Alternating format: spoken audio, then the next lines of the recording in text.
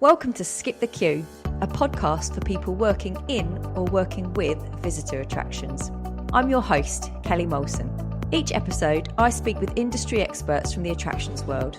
In today's episode, I speak with Alastair Barber, Marketing and Communications Manager at National Parks. We discuss how the parks have communicated with their audience during lockdown, how a focus on being outside will encourage new visitors, and the future of tourist attractions in the UK. If you like what you hear, you can subscribe on iTunes, Spotify, and all the usual channels by searching Skip the Queue. Alastair, thank you so much for coming on the podcast today. It's lovely to have you here. It's a pleasure to be here. So we know each other already. So caveat, Rubber Cheese are working with National Parks at the moment on a really exciting project. Maybe we'll talk about that a bit later. So Alastair and I do know each other, but I'm still going to ask him the icebreaker questions, because he doesn't get away that lightly. So we've got 4 icebreaker questions just to try and find out a little bit about the real Alastair. Are you ready? Yeah, I'd forgotten about this bit. Well, you don't get to prepare anything for No, this exactly. bit. Right, okay. On a scale of 1 to 10, how good a driver are you? Oh, see, this is something that men always overestimate, isn't it?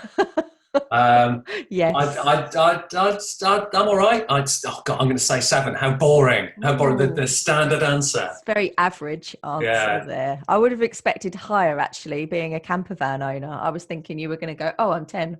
I'm in my van all the time. I'm proficient. I would have been, but for the fact the last time I drove it, I crashed. If you could travel back in time, what period would you go to? Ooh. I'd like to go all the way back. If I could choose a place as well, I'd like to go back to. I'd like to be a patrician in ancient Rome. I think that sounds like the life to me. Oh yeah, bit of business in the morning and then bath in the afternoon. Yeah, being fed some grapes. What do you want? I mean, it sounds delightful, doesn't it? I definitely need to rethink mine, because I was thinking, I'd go back to Jurassic and see the dinosaurs, but then risk of being eaten or, a lovely bath in the afternoon followed by some good stuff. I've got this all wrong, haven't I? Yeah. I think with my stomach, and I think it would have been good eating back then. Yeah. Okay. Good answer. Tell me something that you're not very good at. Decorating. I get very bored very quickly and very sloppy. I'm bad at that. Okay. Your house looks quite nice behind you, though. So this is obviously a room that you've taken some care over. No. I paid somebody else to do it. Well, thank you for indulging me in my silly icebreaker questions. So tell me a little bit about your background and how you came to be at National Parks. Okay. Well, I started off I'm not from this world. I'm not from tourism or Nature Conservancy or anything like that. I started off my career in communications. So I did the tour of all the agencies. So I worked for a PR agency, an advertising agency, internal comms, branding, done all that. And then latterly, I ran my own business for 15 years as a consultant, kind of a troubleshooter. So I go and solve business problems using communications. And that was great. But as a gun for hire, you kind of haven't got much choice about who you're working for. And I started thinking, well, what do I want to do with all of this experience and stuff? And I thought about the projects I liked best, the ones I enjoyed working on. And I used to work public and private sector, so all sorts of different organisations. And the projects I really liked, I did some projects with the NHS with nurses, and that's really good, helping them think about how they care for patients better and putting the power in their hands about how they sort of design patient care and looked after safety. And then I did another project for Network Rail, where I was helping them think about how they reduced suicide on the rail network. And they're the projects that stuck with me. And I thought, well, what is it that's in common? And they were projects with a social purpose. So I started looking around for a home. I'd always sort of been sort of freewheeling. And I thought, well, I want a cause that I want to put my shoulder to. And I thought it's either going to be environmental, because I see the environmental challenge as being the challenge of our age. It is is the main challenge to the human race at the moment, or something to do with mental health. And came across this role at national parks, and it just ticked all the boxes. And it took me back. It made me nostalgic as well, because I spent a lot of my childhood in the Lake District. My dad would drag us up mountains, and some really fond and intense memories. So it felt like the universe was giving me a message. Oh, that's lovely. I totally hear you on the Lake District as well. It does. It's one of those really special places that just evokes the most incredible memories, isn't it? It is a really beautiful, beautiful place. Yeah. Good job. Well, my wife says that, she wasn't around for my childhood, but she said, even for her, my childhood, she thinks of me in the Lake District, because we've got all of the family albums whenever we've got back. When there's stories that me and my sisters tell about childhood, it often goes back to that. But one thinks of, you think of the national parks, and people tend to think about the Lake District, the Peak District, the more obvious ones. But I started thinking about how different parts of my life had been crisscrossed by different national parks. And I started going down the list, and I thought, well, I've enjoyed most of them, sometimes without even knowing I was in a national park. And I think, that kind of brings us around to what this role is, which is national parks are wonderful organisations, but they call themselves a family of 15. And they're all sort of autonomous individual organisations. But this role is about kind of putting a wrapper on that and helping people understand the value that they deliver for the country, for the UK. And it's an untold story. And I think it's important that people do understand the value that they deliver, because everybody pays for them. Absolutely. And that actually brings me on to kind of what I want to talk about for today. So I want to go back a little bit to March, which seems like a really long time ago with everything that's happened. But let's go back to March, and to kind of just before lockdown. The public's reaction to being outside was really pretty intense, and there was lots of press about people flooding to national parks like days before lockdown.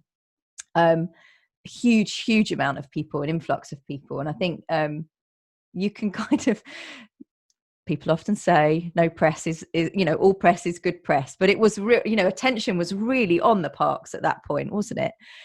I guess it's been difficult since then, because I'd like to kind of ask you how you've approached marketing the parks during the lockdown and communicating with your audience, but also asking them to stay away, which is not what we're usually telling people about parks. You're normally trying to encourage them. So how did you feel about that, and how have you been able to approach it? Going back to basics, it's good. It's made me examine what the fundamentals of the role are, and I kind of balk at the idea that we're marketing the parks. It's about communication rather than marketing, I think. The staying away, parks are about, they've got this dual purpose. They balance, they've got statutory purposes, and they balance looking after these special environments whilst also allowing people to have access to them and benefit from them. And so the communication during lockdown was about how people can still access nature connectedness. So when lockdown was hard, when people had to stay in the house basically, or could only go outside for a very limited period of time and not travel to parks, the communication was about how you could still have nature connectedness, because it's like a silver bullet for modern life. It helps with physical and mental well-being. It helps de-stress, and it's what everybody could benefit from whilst going through this really strange and scary time. So it was about helping people do that. And then as lockdown has eased, it's about how people can access nature in general and the park specifically in a safe way, putting the power in people's hands to understand how they can access in a way that helps them keep themselves safe, but also respects the need for fellow visitors. But also, UK parks are kind of unique in the world, and that people live there. They're the shop floor and the homes of lots of people. So how people visiting parks can do so in a way that allows the people who live there to feel safe as well. Mm. So it's about how to still get the most from parks, but do so in a way that's considerate about your own safety and the feelings of safety of other people. And we spoke quite a lot during that period around what you could do. I mean, you could, a lot of people, you couldn't travel, so you couldn't go to parks. You couldn't really go much further than, your on your doorstep, really. Yeah. What, we talked quite a lot about what you could do, even if you were lucky enough to have a garden, an outside space, just being more outside and being more connected to nature in that sense. Yeah. That's a good thing. That was one tiny step forward that you could take. That was something that has really stuck with me. And I think that's something that's really stuck with the team as well throughout lockdown, is that feeling of being more connected to nature, being more connected to the outside, because we were allowed that hour to go out. And so that hour became very precious. Yeah. And it was either in your garden, or it was discovering a new walk, or discovering a new place that you hadn't been in your local area. And that really helped it definitely helped with our mindset and our mental health throughout that period. Yeah, I think this being more outside, it's sucking the marrow out of the experience. It's really getting the most from it. I think about my mum, who is, recently widowed, and then lockdown came, and obviously I was really concerned about, me and my sisters were really concerned about her feeling lonely and cooped up. But talking about her, she is lucky enough to have a garden, and she, that was her solace, to walk around the garden and to notice things. And that's how you build that connection with nature. It's not necessarily about how long you're out there, or even where you are. It's the level of connectedness. It's paying attention and noticing. So you might go out and run for an hour and a half, but if you've got your headphones in and all you're doing is looking at your Garmin watch and keeping your pace, you're kind of not really connecting with the environment that you're running through.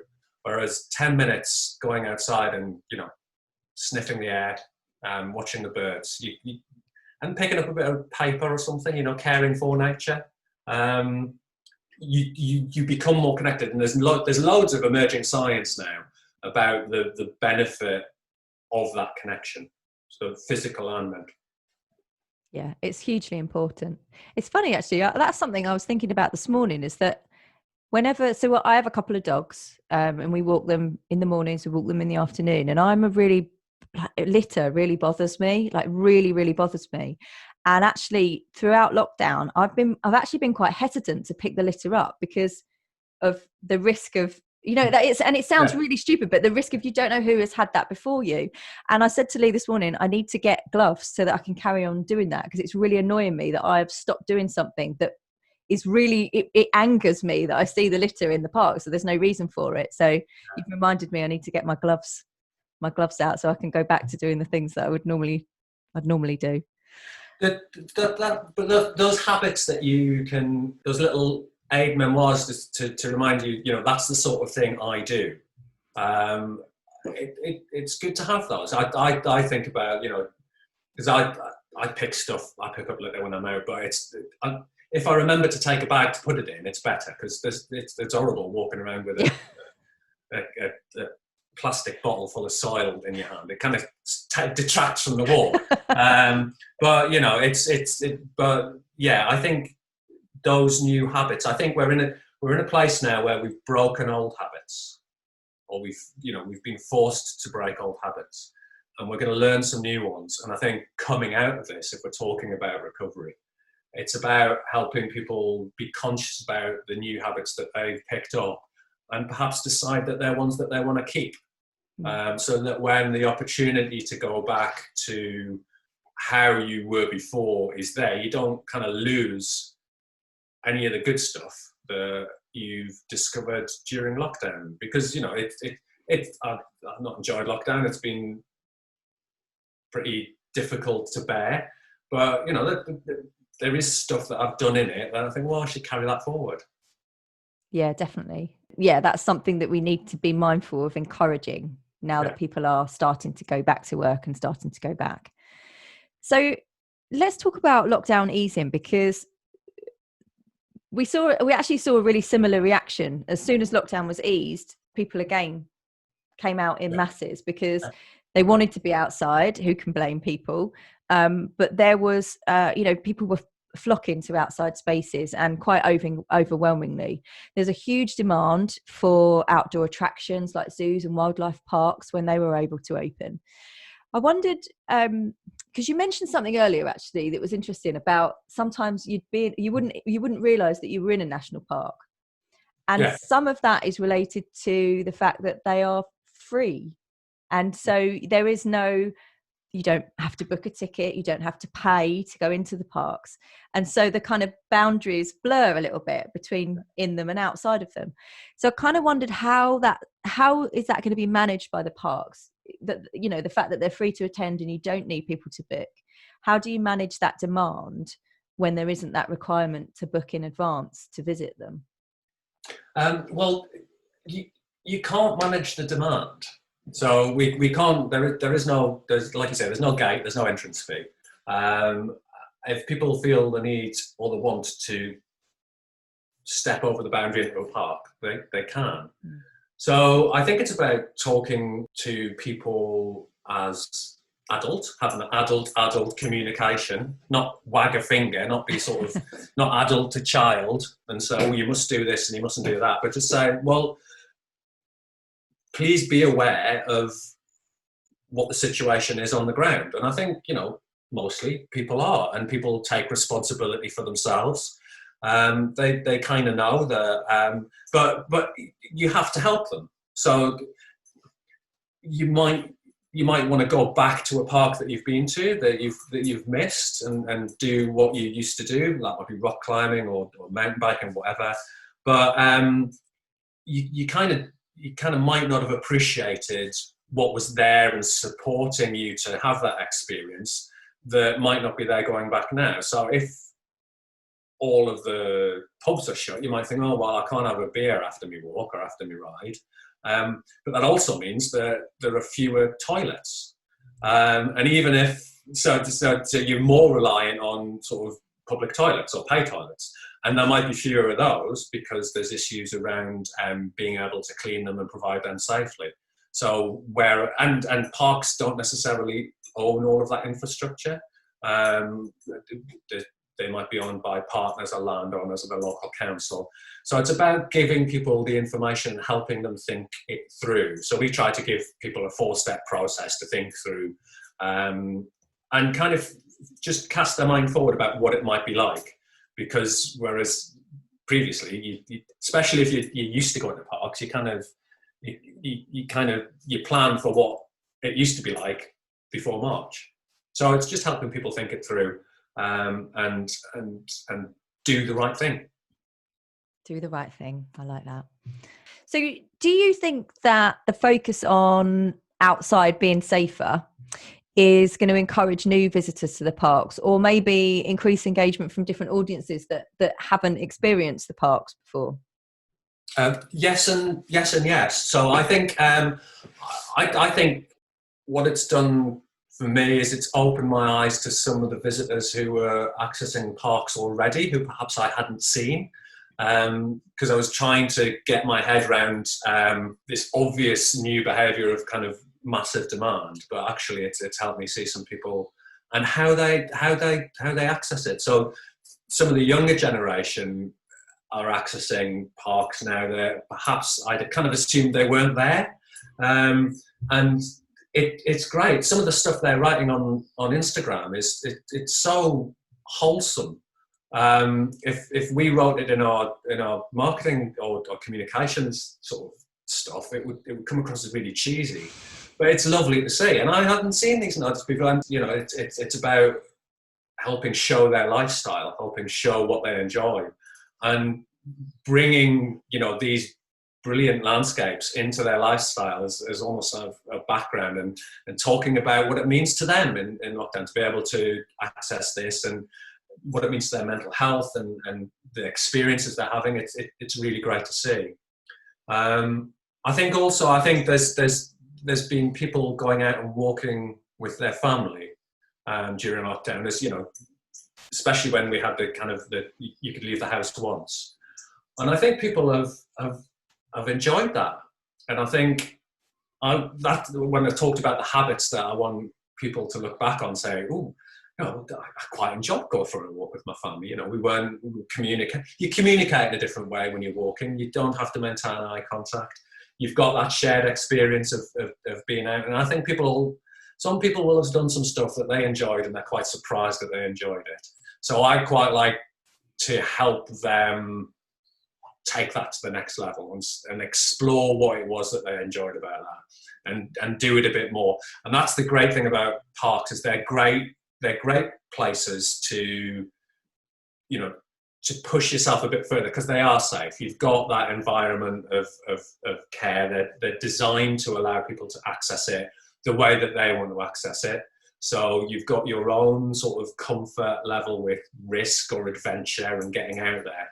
And the parks cater to all of those different levels. So I want to, and people I don't think necessarily know that. So I want to be able to speak to these people who've been doing things that they hadn't done in the past, and say, hey, if you want to do a bit more of that, these are great places to do a bit more of that and to do that next step. Yeah, I love that. I love what you said about, because we've noticed that a lot more families out walking together, especially during lockdown when we had that hour. One of our dogs is slightly reactive, so we were like, oh gosh, there's so many more people around that we've got to avoid. But it was a really nice thing to see. You know, it wasn't just the same faces that you were seeing constantly. And what's really nice about walking is it seems to be something that it seems to be a really good thing to do when you've got decisions to make. So Lee and I will always, if we've got a big decision to make or something that we need to talk about, we'll go for a really long walk with the dogs. And there's something about walking next to each other and being outside in the open that makes you just communicate a little bit more. How can I put it? There's just like a calmer level to what you're thinking through and what you're talking about. And the environment definitely plays such a huge part in that. I think it's a thing. I used to say at one of my old bosses, I used to say, I say, can we go for a walk? Just a warning, I've probably got something important to tell you. But there is something about either the pace of it, or the fact that you're in a different environment, or the fact that you don't have to maintain eye contact, or it does something to the communication that changes it. I think you're right. And so I think it's been great to see, like I say, families going out doing it, people who might not have worked together. And then I think you've got to make it a conscious thing. You've got to notice that for yourself, and perhaps talk about that to the people that you've been going for a walk with, and say, hey, we seem to like that, we should do that a bit more often. And just saying it will make it more likely, you know. It's something I do, it's a habit I kind of cultivated, but if you don't make a conscious effort, it kind of goes away. It's a bit like exercise. But it's getting that balance of remembering it's something you want to do it because you enjoy it. Yeah, and then make a commitment to it then. If it is something that you've enjoyed, you make that commitment to do it more often. Okay, so a couple of big questions to kind of end the interview on, but I kind of want to know, I'd like to know what's next, what the next few months looks like for you and for the organisation, but also what do you think the future of tourist attractions in the UK are? It's a big question. And I guess most of us are, who knows right now, but it'd be really interesting to get your thoughts on what you see for the next few months. So start with parks. I think we will be continuing to do that. We're in this sort of fuzzy phase at the moment between lockdown and normality.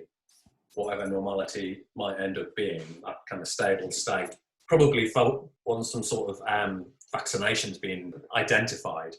And I think for Parks, it's about helping people do that thinking through, do the right thing, access safely, helping them, the communication to help them do that. And again, and like I say, about helping people identify and explore new habits within the boundaries of what is safe and acceptable and everybody can manage. I think for tourist attraction, I think in the UK, I think it's obviously massively challenging for people on the short term in terms of, the business models having to recover from, this last 4 months. But I think that there seems to be an opportunity there. And I think people will rethink how they use their time. I think people will be more inclined to think about using their spare time, using their holiday time close to home in the near future, either because of the uncertainty of travel or the lack of availability of it. So there's that opportunity of like, well, hey, discover this. You might find there's something close to home that you really like. And I think it's helping people take those opportunities to do something new that's perhaps closer to home. Yeah. I think there'll be a huge boost. Well, I would hope that there'd be a huge boost in staycations this year because of the uncertainty, which obviously will help the tourism trade. Okay. We end the podcast by asking you about a book that you could recommend that's helped shape your career in some way. Yeah, I've got a book called The Living Company. Oh. It's by a guy called Ari de Goos, and Ari used to work for Shell in their planning department. So he was part of the team with Pierre Wack that invented scenario planning.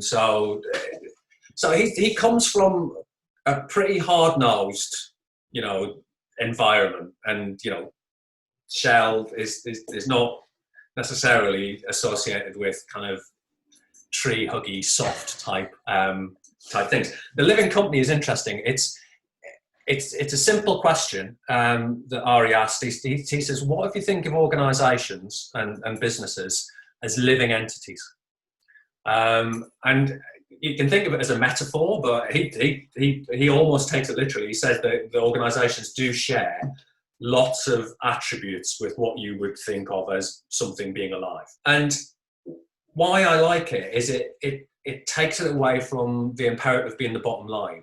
He says if you think about an organisation as a living entity and you nurture it from that perspective, then it's going to be healthy.